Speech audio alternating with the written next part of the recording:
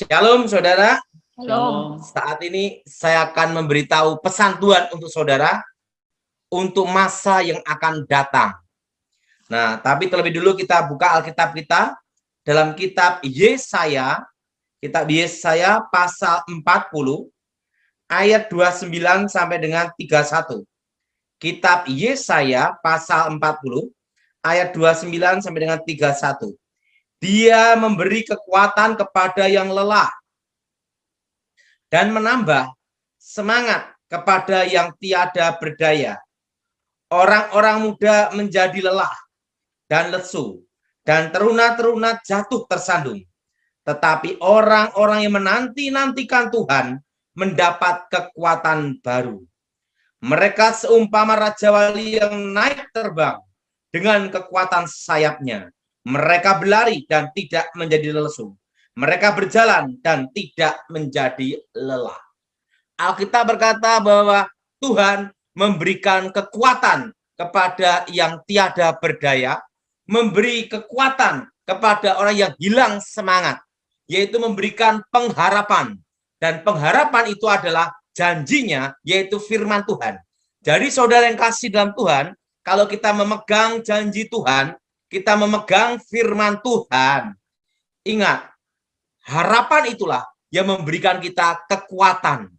Makanya kalau orang kehilangan harapan, itu bisa mengalami 4S.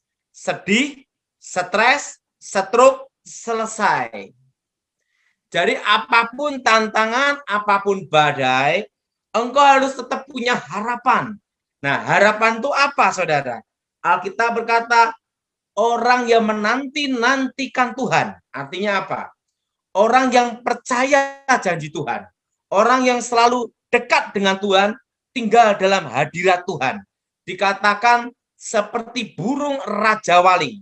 Kalau burung Raja Wali, kalau ada angin kencang, dia tambah naik. Beda dengan burung emprit. Kalau burung emprit, ada angin kencang, langsung kabur bubar.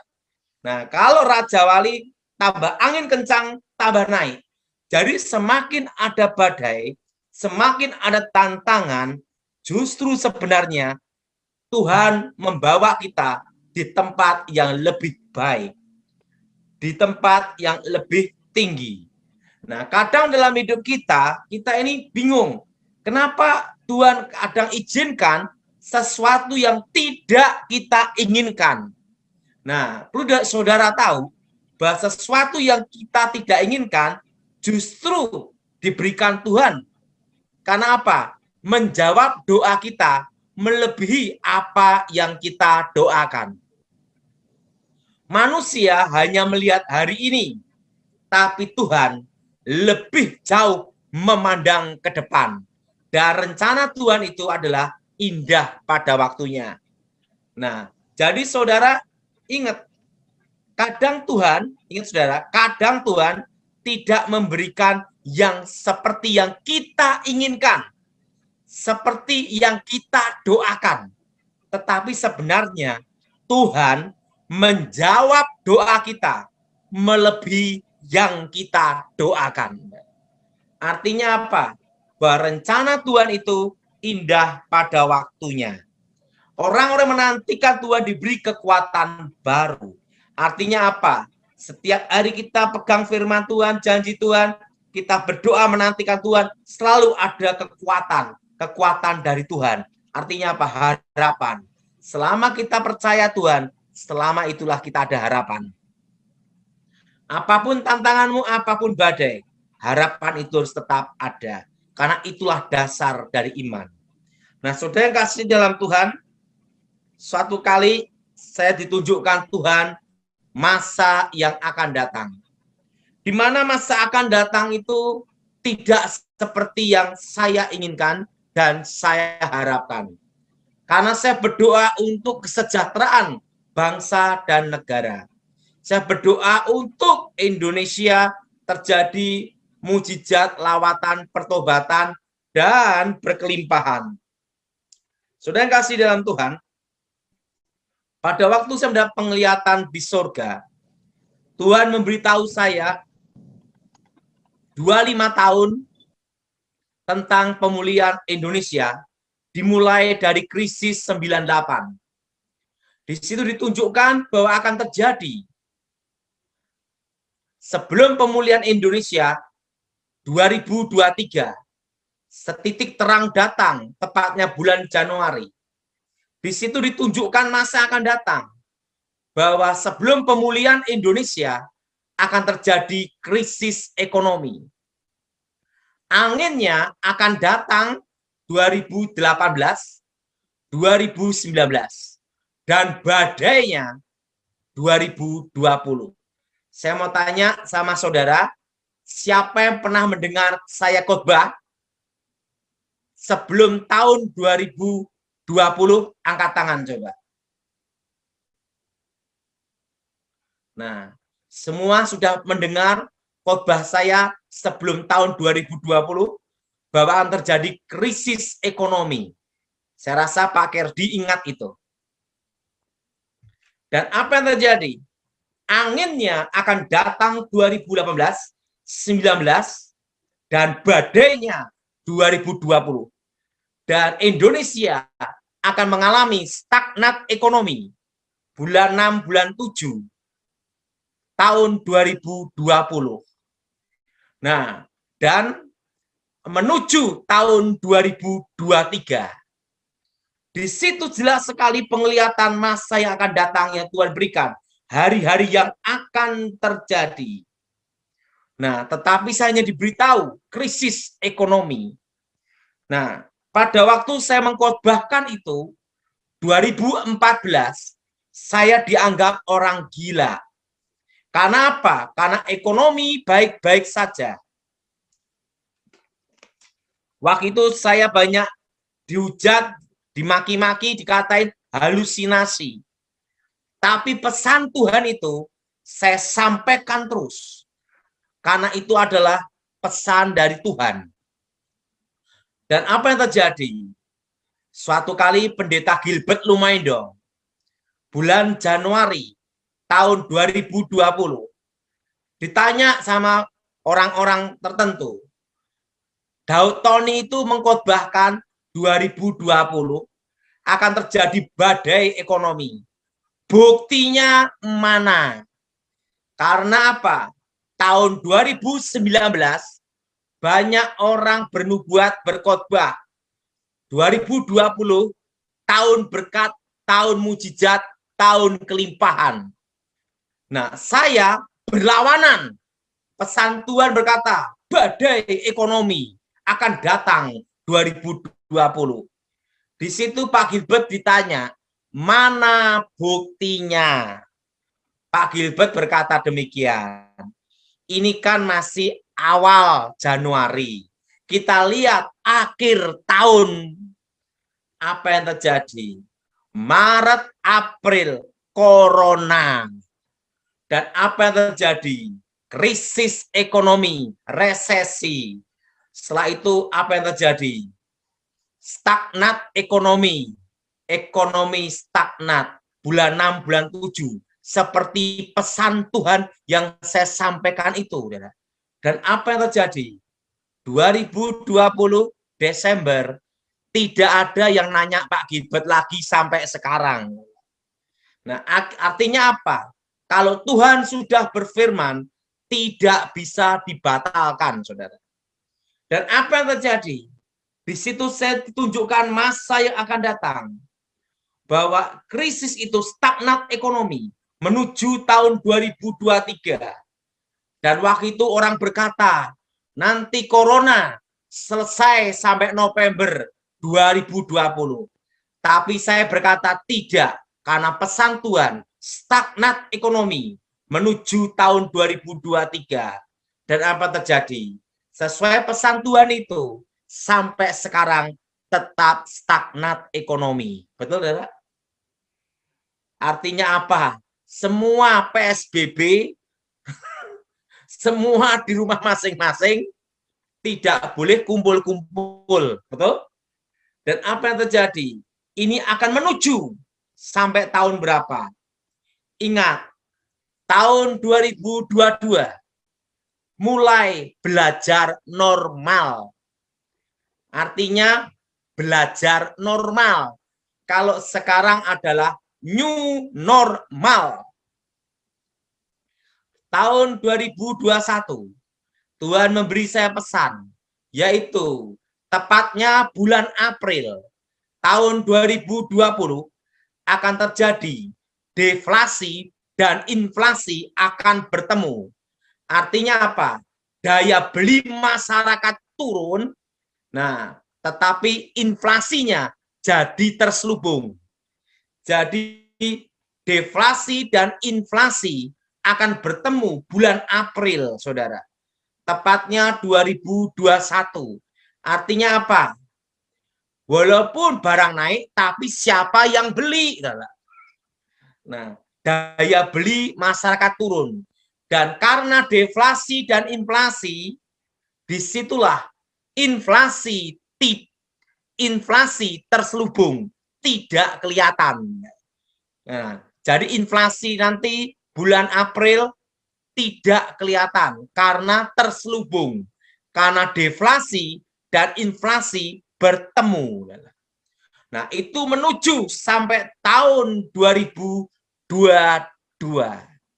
Nah, 2022 itulah, disitulah terjadi mulai inflasi bertahap untuk menuju tahun 2023.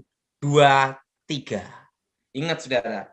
Jadi, inflasi terselubung, deflasi, inflasi bertemu, dan setelah itu tahun 2022, ingat, belajar normal. Apa, saudara? Belajar apa? Normal. Jadi ingat, baru belajar normal. Kalau sekarang new normal.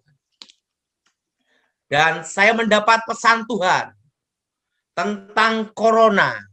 Nah, tentang corona, ini pesan Tuhan yang saya sampaikan untuk saudara semua yang ada di seluruh Indonesia. Nah, saudara, 5 tahun ke depan, virus corona ini menjadi virus seperti flu, influenza. Jadi semua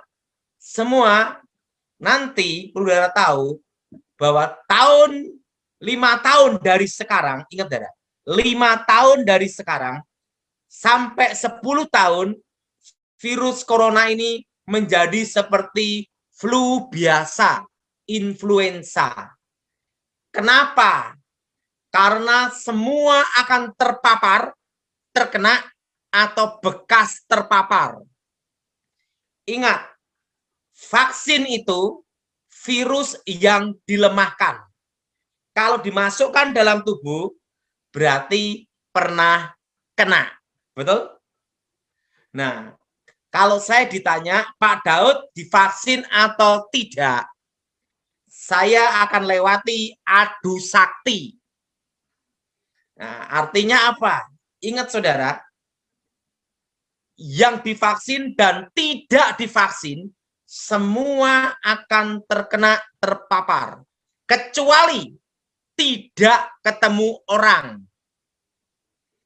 Tinggal di hutan, jadi Tarsan. Nah, kenapa? Ingat, selama kumpul-kumpul ketemu, betul? Betul? Nah, 5 tahun ke depan sampai 10 tahun, virus corona ini nasibnya akan sama seperti virus influenza, flu biasa. Kenapa? Karena semua pernah kena. Yang tidak kena tinggal di hutan. Nah, jadi saudara tidak usah ribut tentang vaksin. Nah, kalau saya ditanya Tuhan ngasih pesan enggak? Kalau saya ditanya Tuhan ngasih pesan enggak tentang vaksin? Tuhan bicara, pasti saya sampaikan. Yang jelas satu, Tuhan tidak memberi pesan.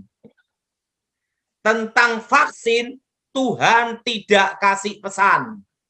Jadi kalau yang mau vaksin atau tidak, doa dulu. Nah, jelas apa saudara? Doa dulu. Karena saya bukan juru bicara vaksin. Karena apa? Karena nanti semua akan terkena dan semua akan terpapar. Ingat. Jadi ingat, kalau yang pernah kena berarti sudah melewati adu sakti. Nah, kalau adu sakti itu gimana? Terkena tanpa vaksin. Ya, yang lolos hidup, yang kalah mati. Nah, jadi saudara mau milih mana? Nah, jadi kalau yang pernah kena itu sudah melewati adu sakti. Nah, saudara yang kasih dalam Tuhan, di situ juga Tuhan memberi saya petunjuk, yaitu apa? Plus saudara tahu, Tuhan memberi saya petunjuk 25 sampai 50 tahun. 25 sampai 50 tahun ke depan. Tapi Tuhan bicara pada saya, engkau tidak akan melihat zaman itu. Tuhan hanya memberitahu saya, engkau tidak melihat zaman itu. Nah, itu kira-kira terjadi 25 sampai 50 tahun ke depan. Akan ada suatu virus, yaitu virusnya akan menyerang paru-paru dan pencernaan. Dengan tanda kutub utara dan kutub selatan meleleh. Disitulah akan ada namanya perang biologis. Nah, jadi akan terjadi perang biologis. Itu 25 tahun ke atas, 50 tahun ke bawah. Tetapi Tuhan memberitahu saya, engkau tidak melihat zaman itu. Nah, saya tidak tahu kenapa saya diangkat hidup-hidup atau mati, tidak tahu. Jadi saya tidak tahu apakah saya diangkat hidup-hidup atau saya mati. Saya tidak tahu. Tapi Tuhan memberitahu saya, engkau tidak melihat zaman itu. Jadi saudara, tidak usah ribut kiamat. Mikirkan besok aja pusing. Apalagi kiamat. Betul? Nah, tidak usah ribut. Jadi ingat, kapanpun Tuhan panggil kita, kita sudah siap. Amin. Dan pada waktu virus ganas itu, 25 tahun ke atas, 50 tahun ke bawah. Tuhan beritahu saya, engkau tidak melihat zaman itu. Nah, itu nanti yang bisa menghadapi adalah antibodi, imun tubuh. Dan nanti, pertama, jaga pola makan.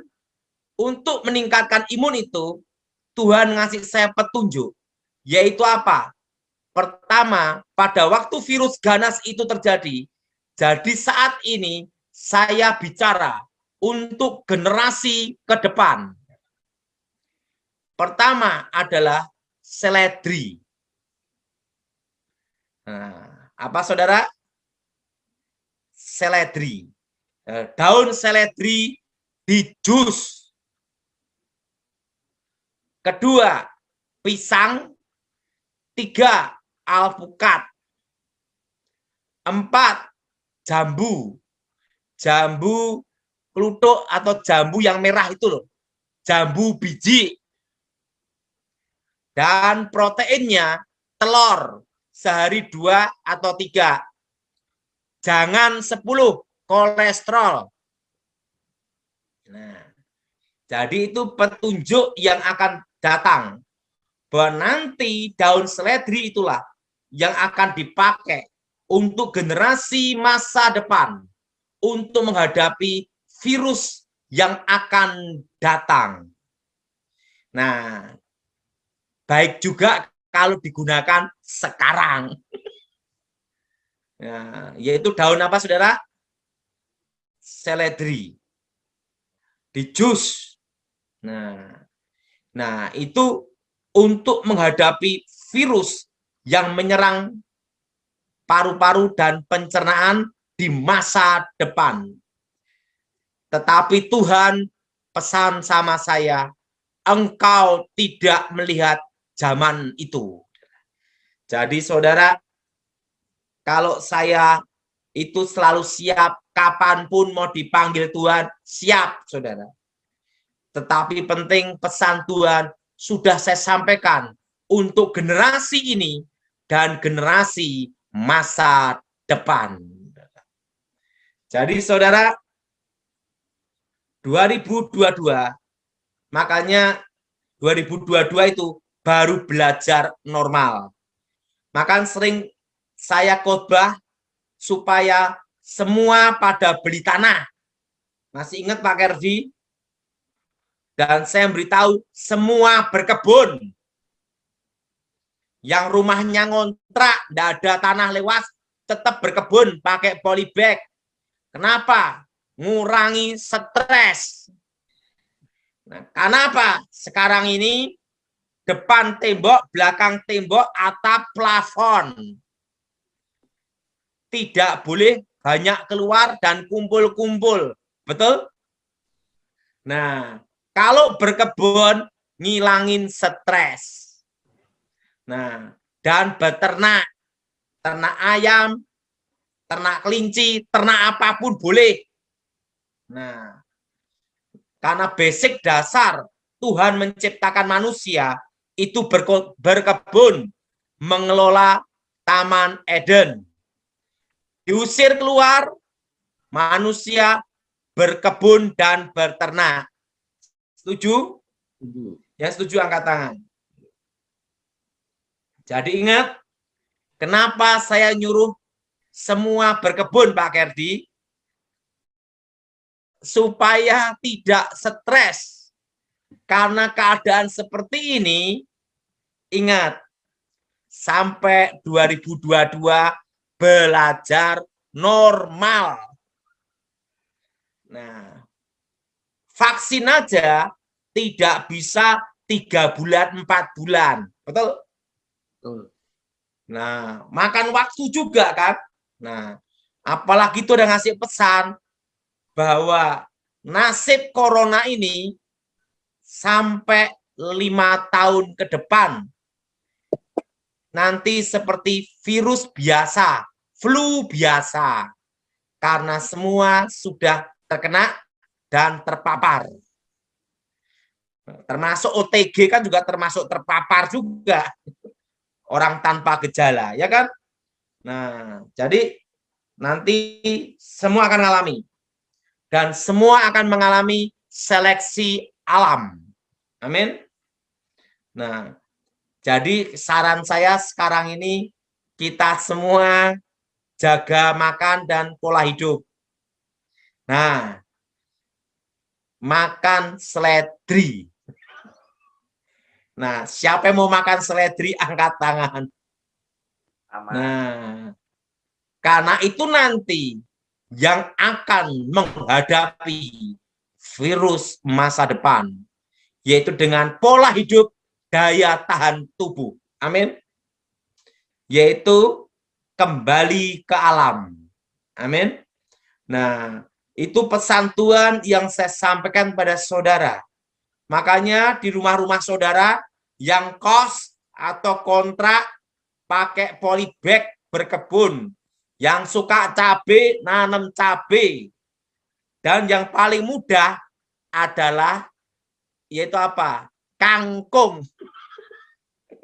bayam, yang sederhana-sederhana aja untuk ngisi waktu selama tahun ini. Karena ini nanti baru belajar normal tahun depan 2022. Amin. Nah, sama beternak. Mau ternak ikan lele ya boleh. Nah, mau ternak ayam boleh. Mau ternak burung boleh. Supaya semua ada kesibukan dan ada kegiatan. Amin. Amin. Amin. Karena kondisi seperti ini, sampai tahun depan baru belajar normal. Nah, ini pesan Tuhan yang saya sampaikan untuk saudara. Jadi ingat, stagnan ekonomi sudah tahun lalu, betul? Ekonomi berhenti, betul? Semua kegiatan-kegiatan berhenti tahun lalu. Termasuk gereja aja banyak ditutup, betul? Nggak boleh kumpul-kumpul, sampai streaming, betul? Dan ingat, kondisi ini sampai tahun depan baru belajar normal. Baru belajar loh Pak Kerdi. Baru belajar. Nah, jadi saudara, itu pesan Tuhan saya sampaikan kepada saudara. Pak Daud, kalau kondisi seperti ini gimana? 2014 saya sudah menyampaikan pesan Tuhan. Emas dan tanah. Apa saudara? Emas dan tanah. Tapi emas sekarang sudah mahal. Ya, tanah. Jadi saudara semua tanah. Kenapa beli tanah? Karena ingat saudara, akan terjadi inflasi. Tahun ini utang Indonesia sudah berapa? Betul? Dan sudah cetak uang berapa? Nah, ingat hukum ekonomi. Dan ingat deflasi inflasi akan bertemu bulan April. Ingat itu saudara. Nah, inflasinya terselubung. Ingat saudara, inflasinya terselubung.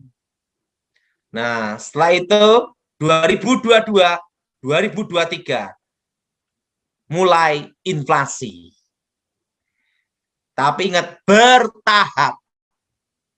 Nah, jadi saudara semua, saya sarankan yang punya uang dan diberkati Tuhan, belikan tanah di pinggir-pinggir kota dan kelola tanah sebaik mungkin untuk mengisi kegiatan dan bisa menghasilkan.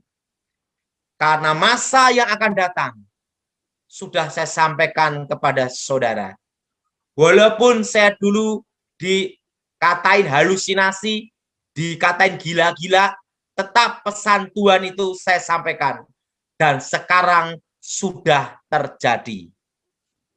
Nah, sekarang siapa yang mau tanya? Boleh angkat tangan. Oke Pak Kerdi, silakan. Pak Daud tadi bilang tahun 2021 ini kan baru inflasi itu Pak apa namanya tadi? Terselubung. Terselubung ya. Jadi inflasi dan deflasi bertemu bulan April tahun ini. Oh tahun ini Pak. Inflasi sebenarnya baru tahun depan baru mulai Pak. Baru terasa. Oh baru terasa. Itu 2022, 2023. Terus baru terasa. Saya enggak usah repot-repot. Sekarang saya mau tanya, bayar parkir udah naik belum?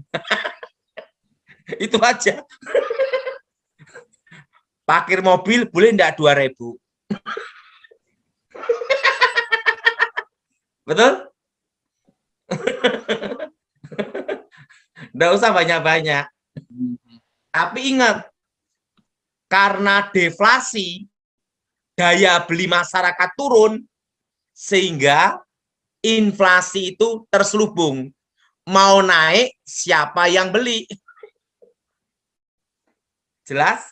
Makanya inflasinya terselubung. Jadi setelah corona selesai, baru inflasi kelihatan. Mau pesan Tuhan, beritahu saya, corona ini 5 tahun ke depan akan seperti virus biasa, influenza. Udah jelas Pak Freddy? Ya, Dan tahun 2022, ingat, belajar normal. Kalau sekarang kan new normal. Pakai masker, semprot-semprot. Betul? Nah, tahun depan belajar normal. Nah, selesainya corona kapan? Ingat, pesan Tuhan 5 tahun ke depan akan jadi seperti virus influenza, flu biasa. 5-10 tahun. Jadi saudara divaksin atau tidak, semua tetap mengalami seleksi alam dan adu sakti. Artinya apa? Yang lolos hidup, yang kalah mati. Nah, kalau vaksin, virus dilemahkan. Kalau tidak vaksin, itu virusnya kuat. Jadi kalau kena, yang lolos hidup, yang kalah mati. Sudah melewati adu sakti. Gimana Pak Kersi? Oke, siapa lagi? Siapa yang mau tanya? Pak Daud, belajar Ya. normal tuh maksudnya belajar seperti sebelum corona ya Pak? Tuhan tidak memberitahu. Hanya pokoknya belajar normal. Artinya kan belum normal. Baru belajar. Jelas? Nah, kapan kita hidup normal? Tuhan tidak ngasih pesan. Pokoknya tahun depan belajar normal. Kalau sekarang kan pakai masker, semprot-semprot, tulisan pakai penutup, betul? Orang batuk, bubar. Panas tinggi, lompat. Jadi, ya itu namanya new normal. Oke? Normal. Dan Pak Kerdi, saya nyampaikan pesan Tuhan itu tentang krisis ekonomi sudah berapa tahun yang lalu, sebelum tahun 2020, betul? Ya, betul. Dan saksinya kan banyak saya khotbahkan itu, karena sering tak khotbahkan setiap kali saya kesaksian pertobatan di mana-mana. Dan ingat, saudara percaya bahwa Tuhan memelihara kita di masa kesusahan. Waktu Tuhan, saya tanya, Tuhan, gimana umatmu untuk Indonesia? Tuhan yang beritahu, aku memelihara umatku di masa-masa kesusahan. Amin. Jadi Tuhan pelihara saudara. Tapi Tuhan juga memberi kita hiburan, yaitu apa? Ingat, ada pemulihan Indonesia. Kedua, dikasih jalan keluar, yaitu apa? Semua berkebun, amin, supaya tidak stres. Saya mau tanya, kalau tidak ada kerjaan, apa yang terjadi? Makan, tidur, makan, tidur. Jadilah sancam. Jadilah kolesterol. Betul? Betul? Betul. Betul? Nah, Betul, Pak. ingat, Kalau tidak ada kesibukan, tidak ada kerjaan, itu nanti serang sana, serang sini, ribut doktrin, ribut argumen. Kenapa? Itu tanda kurang kerjaan. Makanya suruh berkebun supaya tidak ribut. Siapa yang setuju? Angkat tangan. Supaya tidak ribut. Nah, sekarang kan bayangkan di media sosial orang ini nyerang pendeta ini, orang ini nyerang ini, nyerang ini. Itu tanda kurang kerjaan. Makanya Tuhan itu baik. Dikasihlah kerjaan berkebun. Nah, berkebun dan beternak untuk bisa berkarya, menghasilkan, mengisi waktu. Iya. Oke. Oke, sudah cukup Pak Gedi? Ya. Pak Gedi, Ya, Pak. saya sudah menyampaikan pesan Tuhan untuk masa depan. Oke. Jadi, lakukan dan pasti Tuhan pelihara di masa kesusahan. Amin. Amin, Pak. Saya rasa sudah cukup, kita berdoa semuanya. Aku mohon kuasa Elohim bekerja, kekuatan Elohim bekerja. Bebaskan dari yang jahat, bebaskan dari kutuk, bebas dari kegelapan. Darah Yesus hancurkan kutuk, darah Yesus hancurkan mantra. Darah Yesus bebaskan. Roh setan, roh jahat, roh gelap, keluar. Kuasa Yesus Elohim bekerja. Demi nama Yesus. Amin. Amin. Thank you Pak Daud. Thank you, Pak Daud. Nanti hari apalagi kita Foto, kita foto, Ci, tanya foto. jawab gimana